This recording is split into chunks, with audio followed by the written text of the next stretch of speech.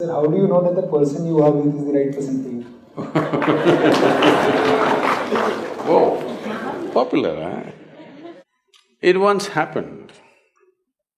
Shankaran Pillai was at the family dinner, and when everybody settled down for dinner, he stood up at the table and announced, "I am going to marry Lucy, who's just across the street." I hope that's not the name. No. Then the father said, "What? You going to marry Lucy? She has nothing. She's like a tramp. You're going to marry that Lucy?" Mother said, "What? You're going to marry that Lucy?" The uncles always pitch in this kind of matters, you know. Uncle said, "What? You're going to marry that Lucy? Have you seen her hair? It looks fake." The aunt, "What? You're going to marry Lucy? She's always painted. You're going to marry that painted woman?" The little boy, the nephew, can't be left out. He said, "You're going to marry Lucy, she doesn't even know what is cricket. How can you marry her?" Shankaran Pillai stood his ground and said, "Yes, I'm going to marry Lucy." Everybody asked in one voice, "Why?" He said, "Because she has no family." There are no many opinions to battle with. So, who is the right person? I don't want to take away all the romance from your life. But let me tell you this, there is no right person on this planet. If you put your heart into something, something may become wonderful. Is it the right thing? There's no right thing. Nobody ever found the right person anywhere, okay? If you get into that kind of unrealistic mindset, "I have found the right person," oh, you will be soon disappointed. You must understand, there is no right person. First thing is to see whether I am the right person.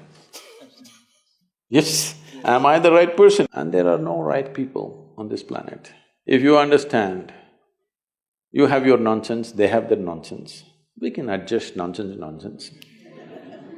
Go on.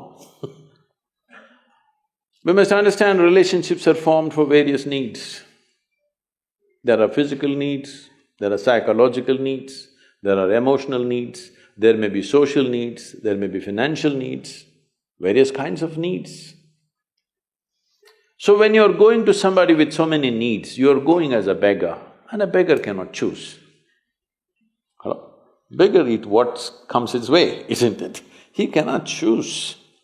So, if you really want to make a choice in this world, first and foremost thing is, you bring yourself to your place where your experience of life is just pleasant by yourself.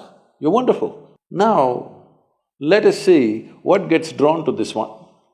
If you're really wonderful, things will happen in every way, I'm saying.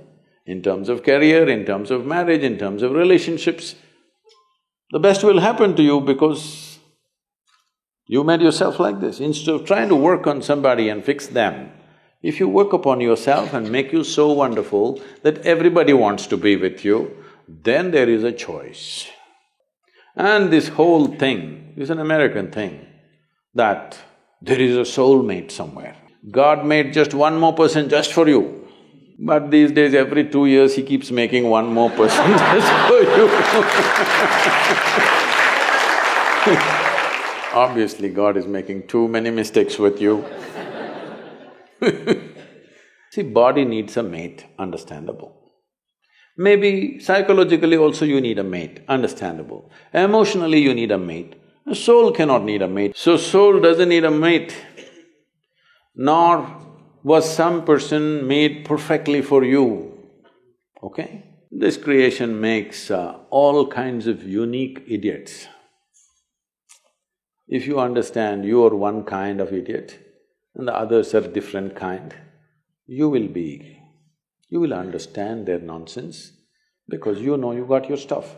If you think you're perfect and God has chosen you and He's made another person perfect somewhere else, you're heading for a disaster, okay? There's no such thing. Even, people today, after 5,000 years, people are still adulating and worshipping Krishna as the greatest lover, but his wives are dead unhappy with the guy.